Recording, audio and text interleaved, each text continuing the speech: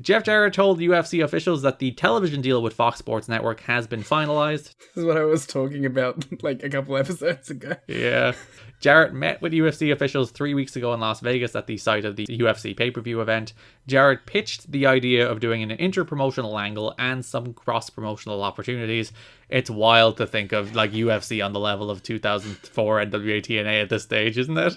Well, they weren't quite on that level, but yes. Like, this is still pre-Shamrock Ortiz, kind of like breaking mainstream, pre-Ultimate Fighter, pre-Spike deal. And obviously, these days, they're much, much larger than even that. But well, now they're the biggest pay-per-view company in the world. Yeah. Whereas here, they're on the level that Jeff Jarrett would even think about approaching them with something like this. Do you think that Jeff Jarrett's very jealous that Dana White is hashtag All Elite?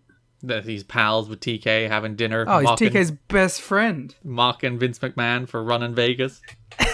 I like to imagine like they're having their like $70 steaks or whatever, and they're talking about the wrestling business, and then Dana's like, "Hey Tiggs, back in 2004, Jeff Jarrett came to me to try and cut a deal." They should have recorded the reaction to the Vince stadium moving news. I love billionaires fucking with each other. Just being bitches. It's so... I wish they would do more of it. You know what I want? I want it to get so petty that, like, Vince McMahon buys 6,000 tickets to a Dynamite one time so the whole venue looks completely empty. He starts introducing a TK character on television. That's the classic Vince strategy. He did that. It was Robert Stone. That's true. But, like, he should buy out an entire Dynamite's worth of tickets and then, like, sit the 24/7 division in the front row.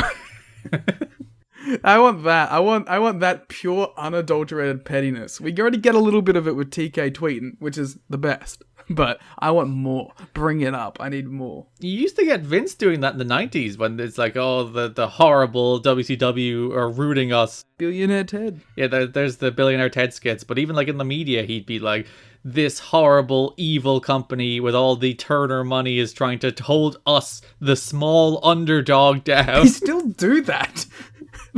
They still call it like the mum and pop shop, you know? The family-owned business, which now only employs one member of the family. Oh yeah, they're all gone.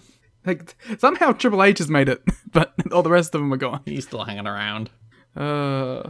UFC's Dana White passed on both offers as he said it wouldn't be a good idea for UFC to be involved with a professional wrestling company. During the meetings, Jarrett told White that the FSN deal had been finalized and spoke of June as the starting date. Just the idea of, like, I don't know. I'm trying to think of some mid-card level UFC guy. Just have their wins a fight, then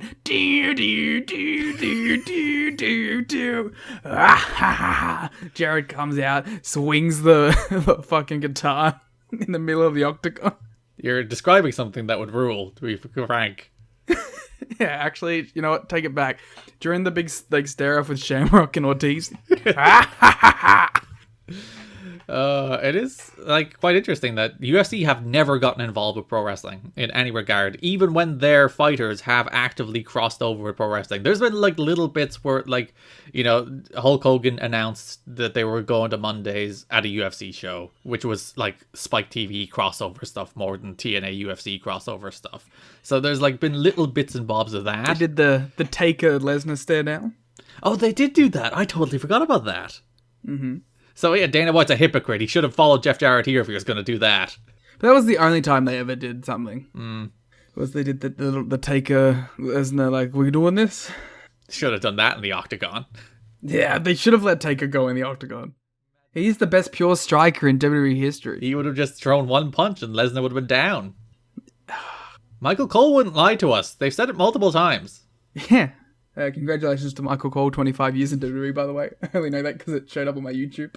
God, I saw that stat. Somebody posted a graphic and I was like, good God, 25 years? Which is, yeah, he was 97, but still, it makes me feel old.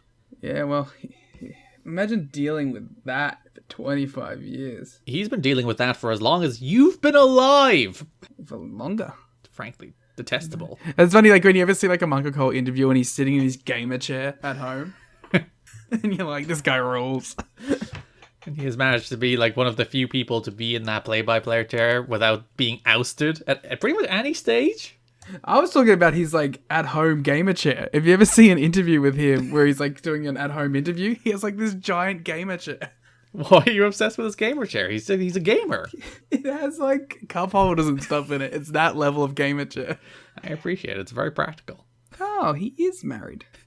You're like, a man that has that kind of gamer chair can't be married. Not that gamer chair, man. He's been married since 1987. He was a war correspondent, and now he does this. It's pretty sweet, to be honest. It is probably a lot easier than being a war correspondent. That's probably the only reason he can put up with Vince. It's like, I was a war correspondent. I can deal with this psycho shouting in my ear.